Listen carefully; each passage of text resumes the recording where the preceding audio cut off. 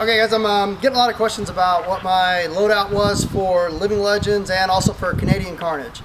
I'll show you this. So the vest that I've been really liking is the Empire, the THT vest. One, it's cheap, okay, so I believe you can get them right now for about 60 bucks. And it's basically just a pod pack. It's a probably 6+7 pod pack with the shoulder suspenders. There's not a lot of extra webbing in the front of it, which I really like for moving around. Go ahead and put this on. Now, the thing I really like about it is, you know, it's going to fit on you just like a pod pack. And most importantly, the price, it's only 60 bucks. But the thing that's really cool is that the pod sleeves are already built into it. Okay, so you've got six sleeves, and then an additional another 7 neoprene. Okay, and this is really nice. Now when I was out there Living Legends, I was carrying out 9 pods. I hurt my knee a couple weeks earlier, so typically I like to carry maybe 4 or 5 and just do multiple insertions, but because I was really slow on the field, I like to carry out 9 pods and use my 77 cubic inch. Now, usually my personal favorite pod to use, especially when I'm playing airball, is the Proto Pod. I really love the Proto Pod. I think it's one of the best pods on the market right now. But when I'm playing scenario, I tend to use the basic 135 pods. Vulcan was out there. I believe they were selling the pods for like $1 each. And I tend to lose a lot of pods when I'm playing scenario just because I don't backtrack to figure out where I left all my pods at. Another tip too, when I play scenario, I will typically make my pods that are here in the neoprene sleeves, I face these up. That way they don't slip out to the bottom. Now this is the exact opposite when I play X-ball. I face these down so that they're easy to slide out. But because I'm walking for long distances, running for long distances, I like to face these up. Now let's talk about gun. Still, my all-time, in my opinion, there has not been a better woods ball gun built in paintball right now other than what used to be called the SP1 Blackheart, which is now the G1 Blackheart. Real quick off the bat, what's the difference between the G1 Blackheart and the SP1 Blackheart? It's the same exact gun. The biggest difference is that the G1 Blackheart costs the same as the SP1 used to, but it's actually, you get more in the box. You get a hard case as opposed to the cardboard. You get a stock, which is removable, and you also get an adjusting feed neck, which most people are just going to use the center feed neck on it.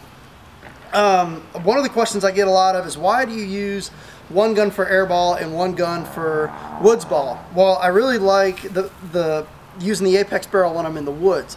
And the thing is that the apex barrel, you have to hold the gun at a different angle. You actually have to aim a lot higher, because as the ball hits the rubber flap, it actually deflects down. If you shoot an apex barrel like you do when you're playing X-ball, the ball is going to hit the dirt 30 feet in front of you. So you actually have to tilt the gun up. And I know how my X-ball guns shoot when I'm playing X-ball, and I like how this gun shoots when I'm playing airball. I know that I have to point it up. The tip of the barrel is almost eye level with me, and as long as the tip of the barrel is eye level with me when I'm shooting at something, it comes out perfectly straight and I can hit my target pretty accurately. Another thing I've been really liking, I like the Z2, it's not a bad loader, but I really like the Z2 now that it has the 240 shell, and that's what I've got on here. This is a 240 shell. In woods ball, it's not really necessary to have a speed feed. You've got plenty of time when you're out there playing woods ball or scenario. So I really like the magnetic lid. And it allows me to get all the paint in there that I need to and close it all up. I don't have to worry about dirt or anything like that falling into it. And then I've been using, Ninja came out with a nice 77 cubic inch tank. It's a little bit bigger than the 68, but you get about an extra 2 or 3 pods. And for my my G1 Blackheart, I've been using the SLP Reg, and it seems to not chill the tank as much or chill the internals as much when I'm out there shooting. I still keep it at about 10.5 balls per second, even whether I'm shooting 3-shot or ramping. But that's what I like. But the reason why I use the G1 Blackheart when I'm out there in the woods is just because it's a completely different feeling gun, and I know how this feels for shooting with the apex barrel. So I built this entire gun around the apex 2 barrel. And then I got a question from a gentleman named William that asked what kind of paint is good for the woods.